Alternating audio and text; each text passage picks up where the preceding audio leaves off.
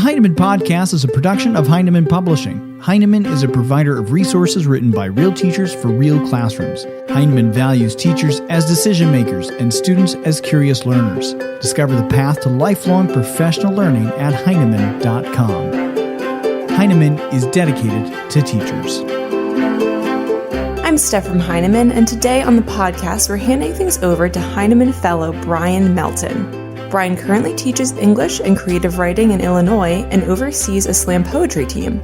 He believes in the power of conversation and self-reflection and infuses these values into his practice as an educator and leader.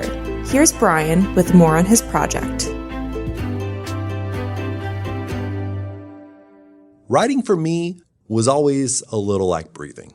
I started putting my own books together around the second grade, started writing poetry in middle school, and by the time I was in high school, I was writing my own short stories and some exceptionally poor lyrics for my band's original punk rock songs. Come to think of it, I don't even remember what my first essay was, or my second. I do remember getting note after note about my use of passive voice, even after my mom pored over my essays and various edits surrounding grammar and syntax. I was always less concerned with my academic writing than that of the writing I was doing in my own spare time. And it wasn't until my junior research paper based on a novel of my choosing, which was Alice in Wonderland, that I truly felt curious enough to give academic writing more than a passing thought to simply earn a grade. My name is Brian Melton, and I've been on this journey this year to connect authentic writing and creativity to the ELA classroom. And with Heinemann and the Heinemann Fellows, I think that journey has become something even larger. In this podcast today, we're going to explore some great questions surrounding authentic writing in the classroom. I've seen things change. And as a teacher in 2019, it's incredible to me the amount of emphasis that we put on the formulaic, structured form of writing that was almost an afterthought when I was in high school. Standardized tests, Common Core. ELA teachers are almost exclusively focused on the literary analysis essay. And I teach creative writing, and it's a little sad that the biggest compliment I get from my senior kids in that class is that creative writing has reminded them of the power of their own writing and how that writing helps their sense of purpose, their sense of well-being, and has renewed in a lot of ways their love of writing. I suppose that's a great gift to give a group of seniors, but what about the students who are mired in that formulaic structure for the 3 years prior? So one of my goals in my Heinemann Action Research Project was to explore the ways that authentic writing could help my students open up their minds to interpretation and to see themselves as content creators rather than simply receptacles for my thoughts and ideas. I'll repeat my research question for those of you joining us for the first time. In what ways might a shift away from whole class novels to a focus on music, art, poetry, and storytelling in the ELA classroom enable student self-expression and help them develop critical inquiry into the work of others?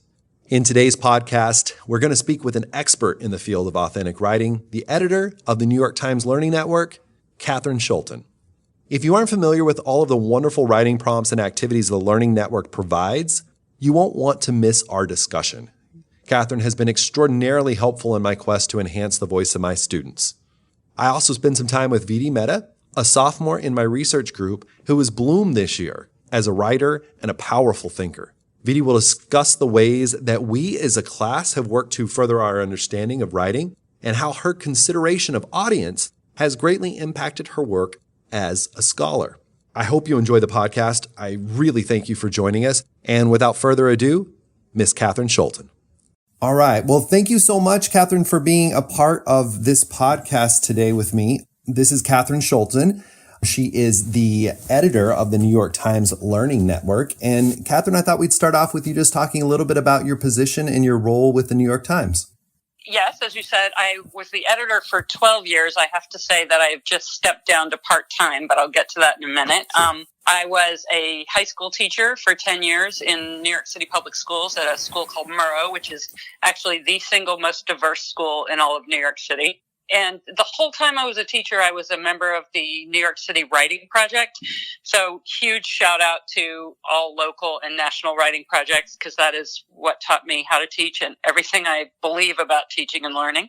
And then I had twins in 97. And if you're doing the math, I'm super old. Yes. But for the next 9 years, I worked as a literacy consultant for the Writing Project and other people all over the city in what we call in New York CTE schools, career and technical ed. So like schools of cosmetology, schools for plumbing, but all part of the public school system.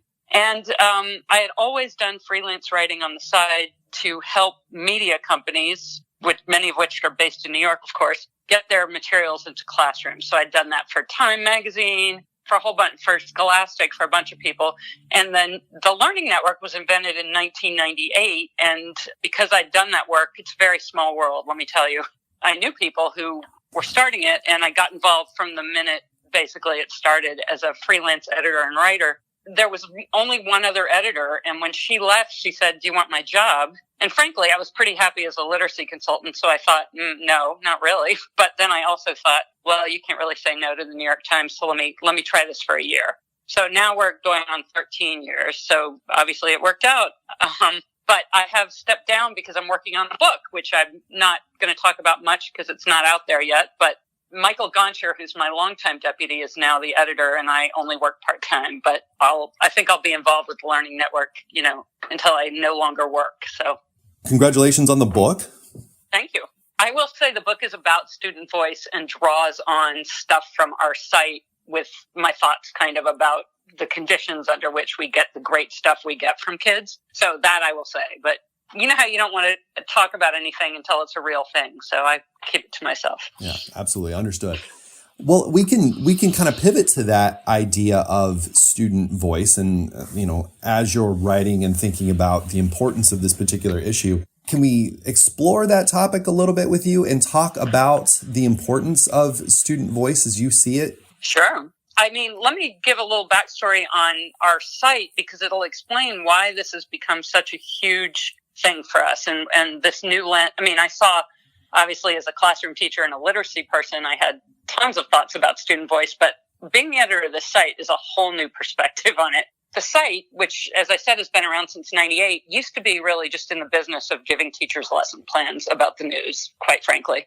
But that was 20 years ago, and we've really evolved to be a site where what we want is kids to grapple with what's happening in the world. And not just, obviously the Mueller report, we have a huge thing about that on our site right now. We always respond to front page news, but we want kids to see themselves in the Times and see themselves in current events in general and have, I'm going to voice and choice. That little phrase didn't exist exactly when I was a teacher, but I love it so much because it's exactly what we try to do every day on the site is have kids make choices about what they want to read and what they care about and what news they can use and then tell us about it. So our site has really changed. We do give out lesson plans still, sure, but a lot of what we do now is create forums for kids to come on and grapple with what's happening or with what they're interested in. And we do that in a whole bunch of ways. One of them is that we ask a question every single day based on something that's been in the Times. And, it will sometimes be about important front page news that's controversial and we want kids to weigh in. But often it'll be pulling stuff that really matters to their lives. Like,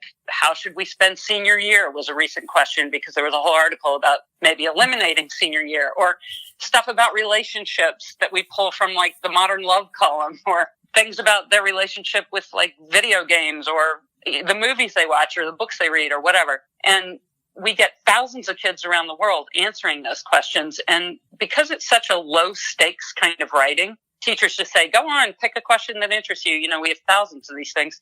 You can really hear real voice in that because it's not an essay they're writing. It's just respond to this question. And we now weekly pick out our favorite answers that kids have given us. And those are always ones that have real voice in them. You can hear a kid behind the answer and you can see why the kid cares about it. And you can almost see the kid thinking in real time about tough issues. So, as editor of the site, I just realized that if there's not voice, it's just not interesting.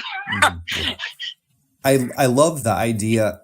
And one of the things that I grapple with, I know as a teacher, is making that shift from the formulaic writing that comes along with, the 4-paragraph, 5-paragraph essay and writing towards a specific prompt that has been given to you by a teacher, to what you're talking about, which seems to me a much more authentic space. How might we begin, do you think, in your opinion, shift our students from being stuck to be able to open up and experiment with writing in ways that maybe they aren't doing in their inauthentic sort of classroom writing? Yeah, I mean, look, I want to say as a kind of surround to everything I'm going to say today that I've been out of the classroom myself now for 13 years, but I am such a Twitterholic. I mean, I think I follow 6,000 people or something. Like, it's mayhem. It's messing with my relationships. But I follow half journalists and half teachers because I kind of straddle those two worlds, right? I cannot tell you how much I have learned in the last, I think I've been on Twitter maybe 10 years now, just watching teachers on Twitter kind of thinking in real time about these real questions that you're asking. I mean, that really pushes us to change what we do on the Learning Network because we start to see cool stuff happening out in the world, and teachers, and I have to say a lot of them are Heinemann Fellows, like the disrupt text people. My God, you know, how much have they caused me to rethink everything in the last year? Anyway, that's a side note to Heinemann. Props to you. However you've picked people, you've done a great job. But I just want to say that I feel like there's so much great experimentation around this going on right now. And we asked teachers recently why they brought their kids to our site. And the number one answer, of course, is that need for authentic audience. And in the process of that, teachers just gave us so many good reasons why it's important to find authentic audiences. And in the live session, shared so many different ways that they do that, from really, really simple things like hanging stuff up in a school hallway or putting it on the school site or your blog or whatever, to like writing letters to the editor of a local paper, you know, working for the school newspaper, talking to the school board, solving real world problems, all those things that just kind of thrill me when I read about them in my cubicle, not with students anymore, and just see the ways in which the message seems to have kind of gotten out to teachers that writing for that audience of one, that teacher, what is that? I mean, that's fine for some things, but I will say, as somebody I have twins who are graduating college, and when they were going through the college process, it dawned on me that for my kids, it was probably the first time that they were writing for a real audience. What a shame, right? Yeah. That is such a high stakes way for it to be the first time you're writing for a real audience for your college application. My God, you should have had so much more practice before that with like figuring out the audience and the purpose and all that before you are doing it in a way that kind of makes or breaks your college application. That's important. I think I teach freshmen and sophomores, and it's interesting to watch as the students come in their 9th grade year, they have such a fear of writing. And if I ask them to write me a paragraph, they give a sentence and then they stop. And that's day one. We always start with writing day one because I need to see them push themselves or where they stop in their process. Then you spend the entire year sort of building up the foundation material. And then sophomore year, they cling to that like a life raft. Right. And when you start to ask them to think outside of, well, let's talk about what a hook will actually do and how we can write an authentic hook. You know, they're used to the formula by then, and that's what they sort of latch onto. So that's one of the reasons why I love utilizing the Learning Network, is to give them real authentic prompts and then push them often to try to send their work out there to other sites and to consider their audience. And I think that that's incredibly important. Part of my research question is the shift away maybe from the whole class novel to where I can incorporate more art, more music, more poetry, and simply just creative expression. Because I believe that creative expression will then help them see themselves as authentic writers and authentic readers, so that they're able to validate their own understanding of a text, and then they can use that in their written word. What kind of support does the New York Times Learning Network provide for educators looking to maybe make a similar shift? Well, it's funny. I have quite a few answers. There's this teacher that we work with lots of times, and she actually presented it with us at NCTE, and her name's Krista Forrester. She is down in Houston, and she teaches at a private school there. She told me on the phone recently that what the Learning Network does for her, among, besides obvious stuff like the authentic audience, and, we have all these contests, which I'll get to in a second, which prize all kinds of genres of creative expression. But she said, listen, when I need to differentiate my classroom, the Learning Network, and all the other places that students can publish real work these days, and they are many and growing, right?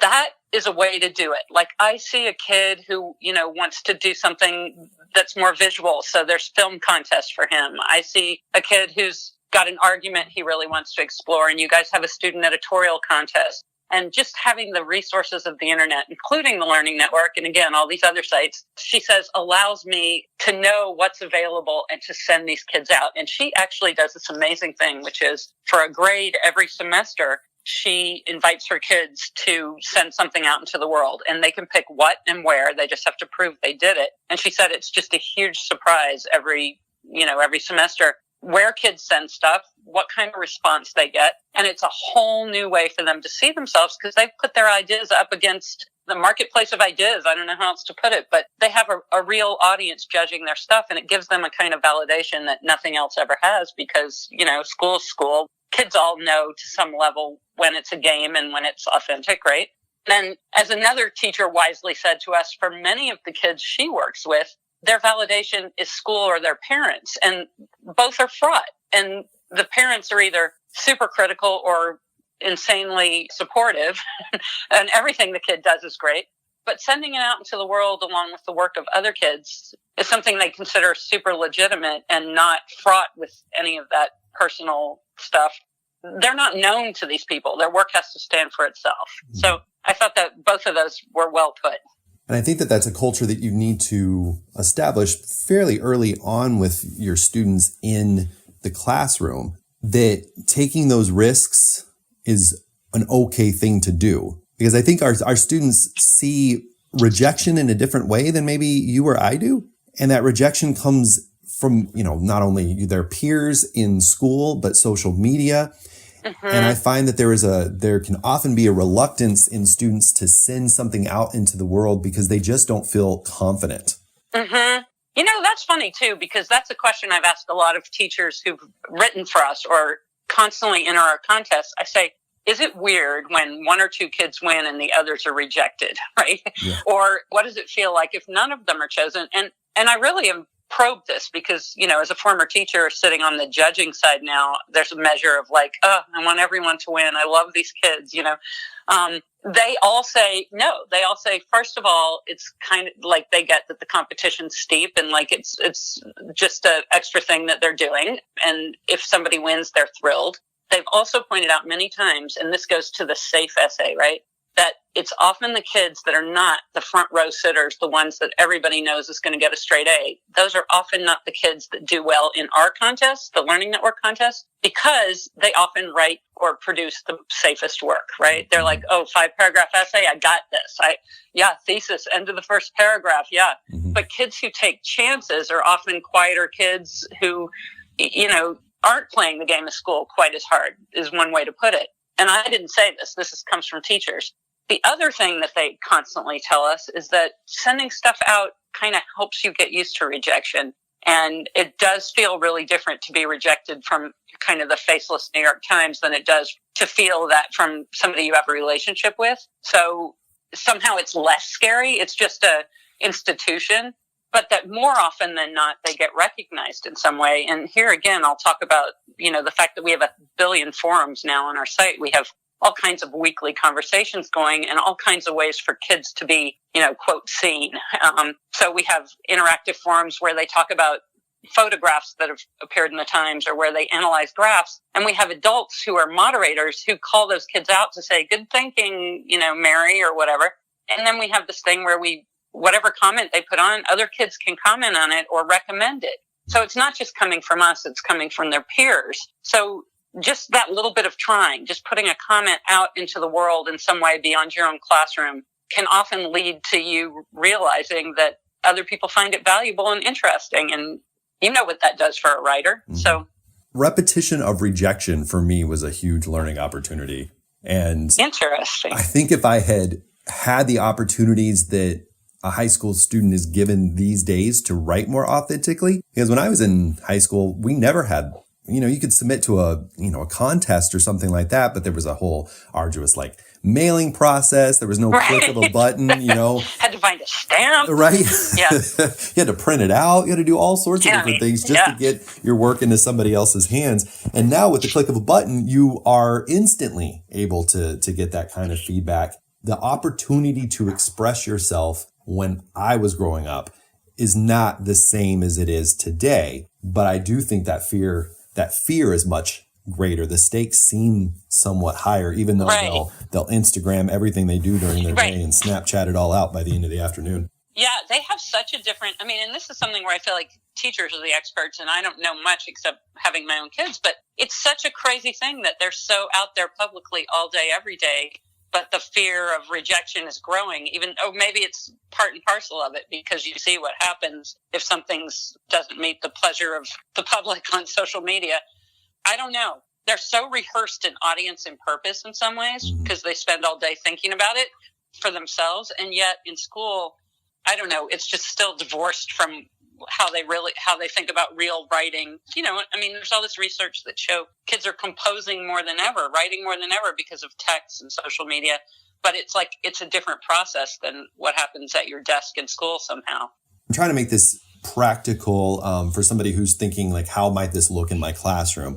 Do you see a teacher themselves submitting large, maybe their entire class or 2 classes full to you? Or is that something that you're getting the responses directly from the students?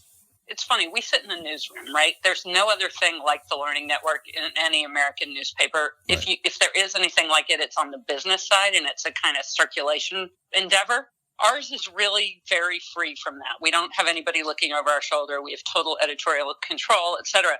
But what comes with that is we don't have a ton of data. We just only know what we see coming in from comments or social media or email or that kind of thing. So I'm speculating here from anecdotally what I've been told over the years. But what I think happens is that a lot of teachers use us as a kind of choice and voice alternative, right? We'll see schools like the school Masterman in Philadelphia loves our student opinion questions. We ask a question a day, right? Over the week, we'll hear on all 5 questions, one a day, from a variety of those kids who are obviously picking the one that they thought was most interesting, and they'll respond, and then they'll go across and look at what other kids have responded to other questions and respond to those. That's a perfect use of our site as far as we're concerned. We love it because they're talking not just to each other, but they're picking what they're interested in. They're talking to each other, but they're also talking to kids globally who are answering the same question and responding to them, and that's fantastic. Another use of our site is people who just love particular features. Like our most popular one is easily this Monday feature, what's going on in this picture, because it's so simple. We just strip a really intriguing Times photo of its caption. Kids come on from all over the world, like over 1,000, and start saying, what's going on in this picture? What do you see that makes you say that? What more can you find? And kids unearth amazing things in these photos and make great speculative guesses that they can back up with evidence. So some people just come to the site to use that, right? Teachers use it in all different kinds of ways. But what we've heard often, I guess maybe the most common use of our site is we put out a contest calendar every August. That is every contest we're going to run throughout the year. And we run this year 8 of them, sometimes 7, sometimes 9. And they are all across genres. Some of them ask for kids to make films. Some of them are poems. Some are essays. Some are editorial cartoons, that kind of thing. And many, many teachers have told us, okay, I know you're going to ask for editorials from February to March. So that's when I'm teaching argumentative writing because it's going to culminate in them sending editorials to you. And boy, we love that. That's kind of a dream that anybody would move their curriculum around to respond to our contest. So we are super honored to play that role. Say a teacher is listening and they are curious and interested in going and moving in this direction and say, hey, I want to try some things out, but they're concerned with the amount of time that maybe they can give up in class or the district assessments that they may have to work towards at the end of every year. What might you say to them about the importance of utilizing something like the Learning Network in their classroom?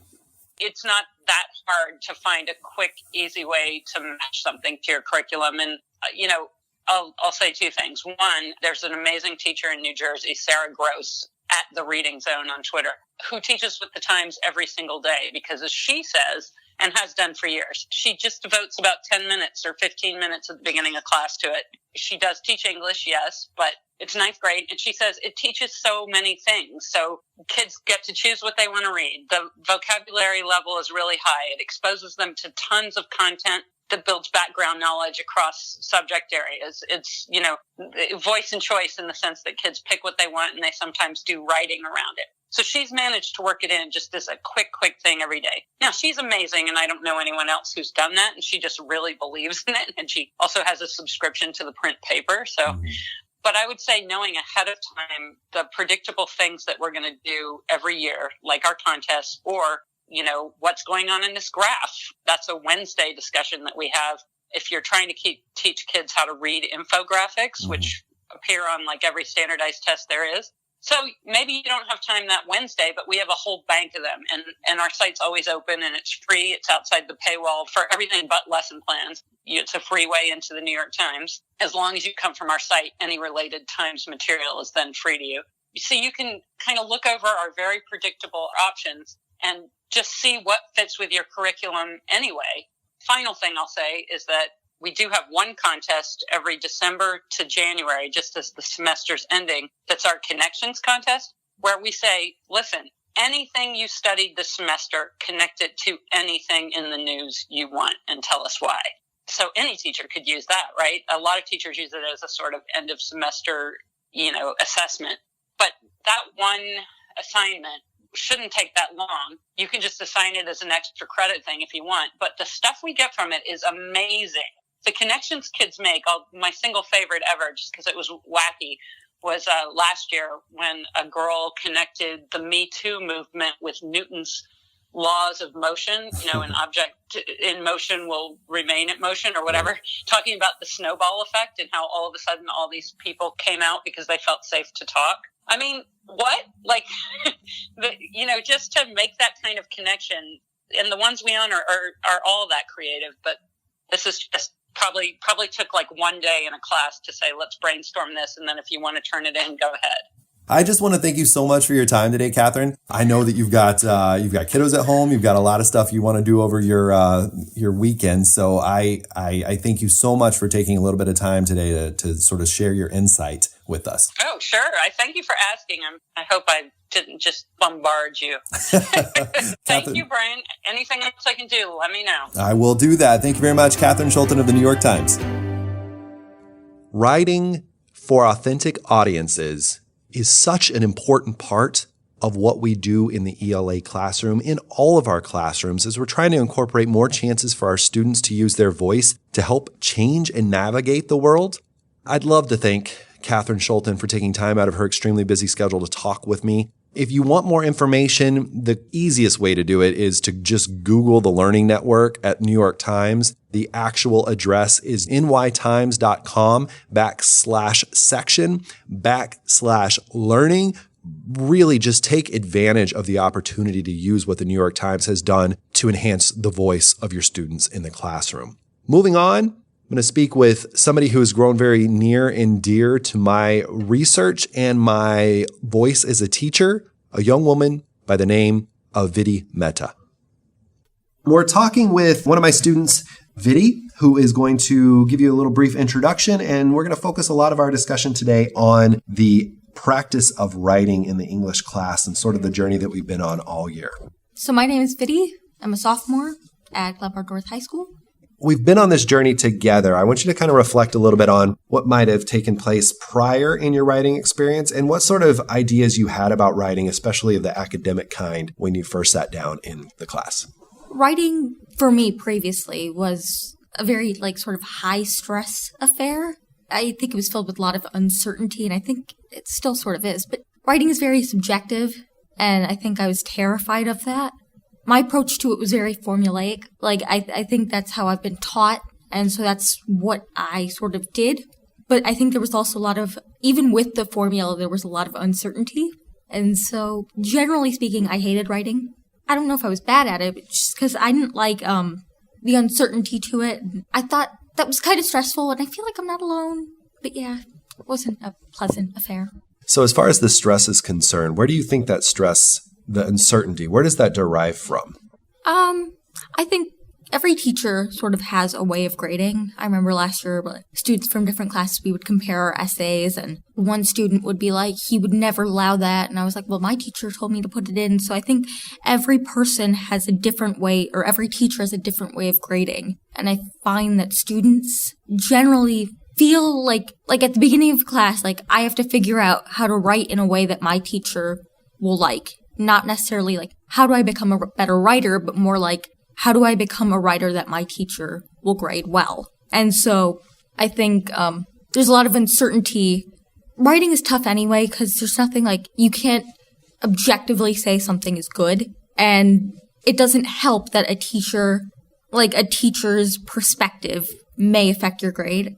I think a lot of it's based around grades and that kind of deal. But I think a lot of students like a very cut and dry sort of approach, like you write a sentence and then, or like you write this thing, but it doesn't always work out.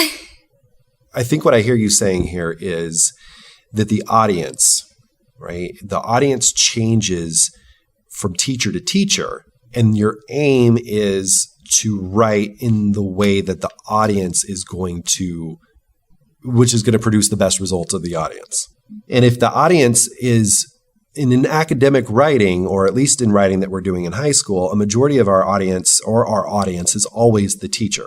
But you've written in a lot of in different ways this year through this class, but also in your work with me in the Poetry Slam, where your audience has shifted and changed, right? Where you're not writing to me, like I don't really care that you're writing to me. I want you to write to the New York Times, or you're writing in Poetry Slam, you're writing for the audience that's sitting in front of you, or you're writing just to write yourself. How has that shift in audience helped your writing? I think I've developed a sort of new approach in sort of ignoring audience is a very important part of writing, but I think for poetry or for that New York Times article, I will definitely shift my language and that kind of deal. But I think the content itself, I think I've reached a point where like I'm not necessarily picking content that I know will get me favor or something. I'm picking stuff that I actually like. Like now that I'm writing to my peers, and for poetry I'm writing to other poets, and I think that now I want to write something that in the end that I guess other people like, but also that I like, something that I'm proud of, as opposed to writing something for the sake of getting good reaction from the audience. Right, especially when that audience is the teacher who's you're only going to have in that one particular time, that moment in time in your life, and then you're going to move to another class where you're going to get another teacher for just that moment in time in your life, and you're constantly trying to see what pleases them. But I think one of the things that I believe as a writer, and I think one of the things that I've tried to push onto all of my students, is that if you're not writing to make yourself happy, then what's the point, right? If you're not interested in what you're writing, then you're just going through some sort of mindless exercise. You know what I mean? And at the end of the day, it should be about more of what we're interested in. Can you think of just the assignments that we've done or anything like that? Is there something that stood out to you maybe as a turning point in that particular journey? So I guess we wrote our Taming the Shrew essay, and I think it was like a partner essay, and I think it was a lot of points, and there wasn't completely, like, there was a prompt, but a lot of it didn't necessarily have a form to it. And we ended up doing well on it, but I guess that's besides the point. After reading back on it, I was like, not only did I like what I wrote, but I think that Taming the Shrew essay was the point where I kind of branched out in a way that felt more scholarly or, I don't know, adult.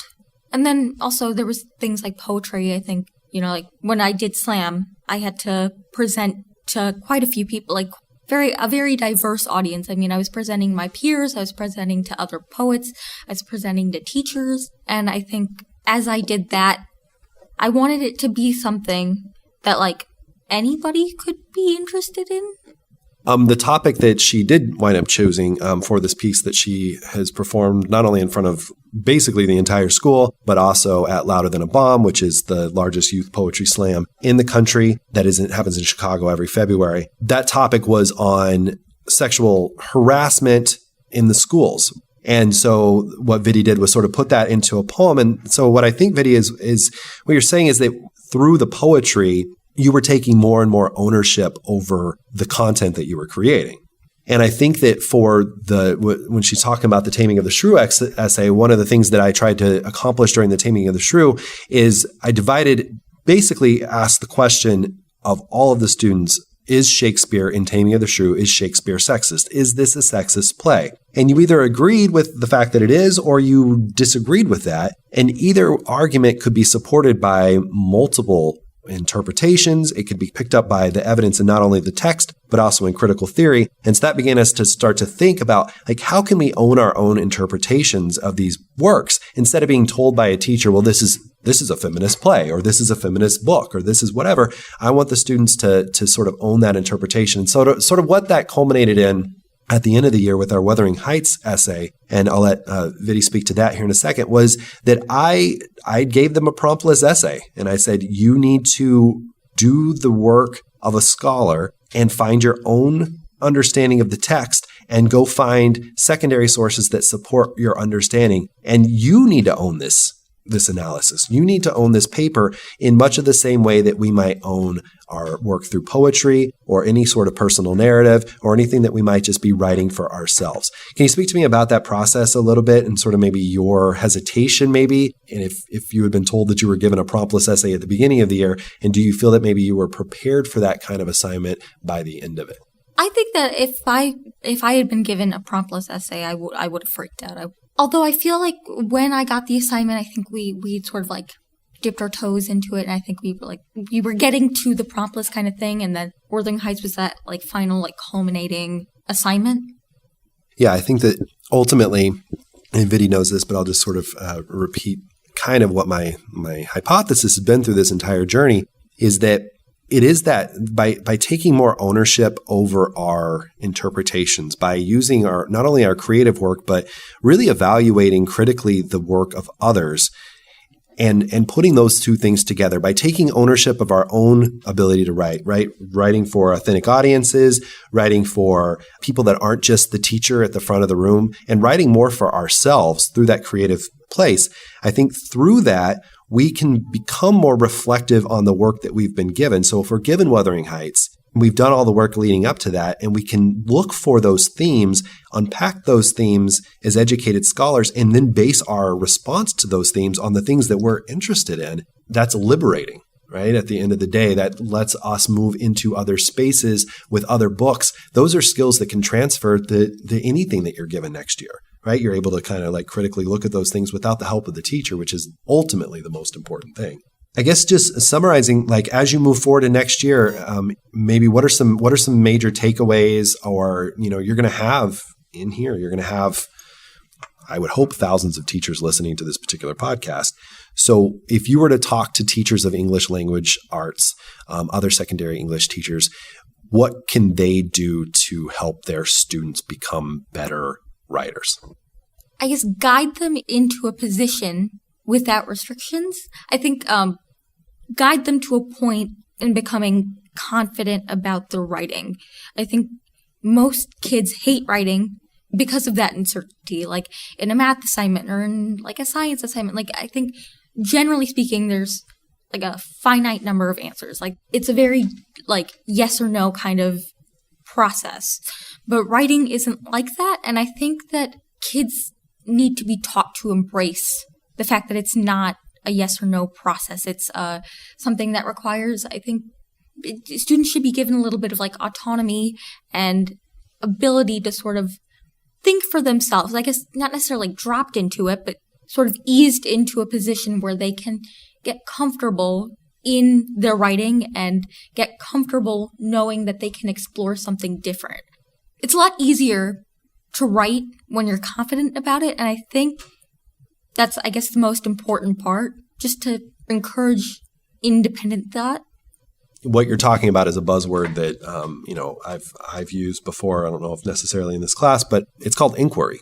And that is in student-driven inquiry, and students being the ones to guide their own instruction and their own letting their curiosity dictate what it is that they're producing for you and showing you how they've learned. And in a way of a promptless essay, I mean, that is the ultimate, to me, sort of this invitation into inquiry, is that I started it with Lord of the Flies at the beginning of the year, is like focusing on something that you see. And we're going to track that, right? And you're going to tell me exactly what that is. And then at the end of this, with Wuthering Heights, it's like, what of the 1,700 things that we've been talking about, what ultimately is the most interesting to you, right? And how can we put together a paper that is interesting to us, generated on research that is interesting to other people? And we can put that all together in writing that doesn't necessarily have to look like a 5-paragraph essay or formulaic, or, if you need 2 pieces of support, use 2 pieces of support.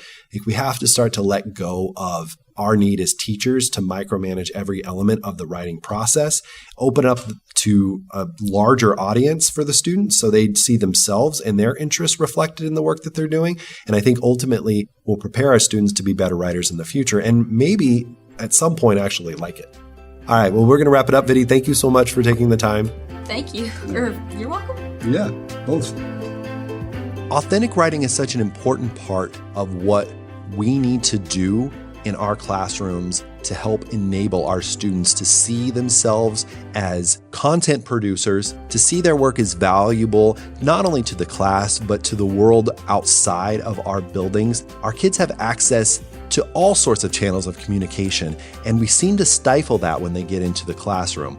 And we need to be looking for those authentic ways to help students like Vidhi take what they already have, which is an incredible insight into the world, and help them transfer that into the written word. And it has only increased her ability to be confident, to be assertive, and to engage in the world in really unique and interesting ways. And I can't wait to see what she does over the next couple of years as a scholar and a poet.